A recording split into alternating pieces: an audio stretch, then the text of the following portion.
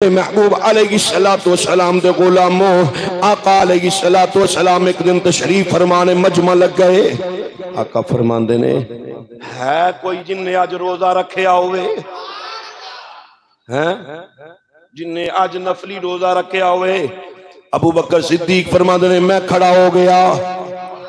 मैं कहा जी सोनिया मैं रोजा रखे है। आका फरमाया ठीक है। फिर मेरे महबूब ने फरमाया है कोई बंदा जिन्हें अज किसी की तमारदारी की होवे बीमार पुरसी की होवे और तक कोई ना उठे। अबू बकर सिद्दीक फरमांदे ने मैं उठ पिया।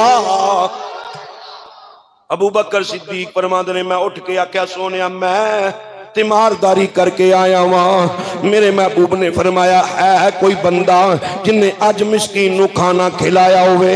अबू बकर सिद्दीक फरमाते ने जी जी सोनिया मैं ओ हस्तियां ओ बंदा वा जिन्हें अज मिस्कीन नू खाना भी खिलाया है। लोगों सरकार दे गुलामों मेरे महबूब ने मुस्कुरा के फरमाया जिंदे अंदर ए सिफतां आ जान रब ओनू अपनी जन्नत दे विच दाखिल जरूर करेगा।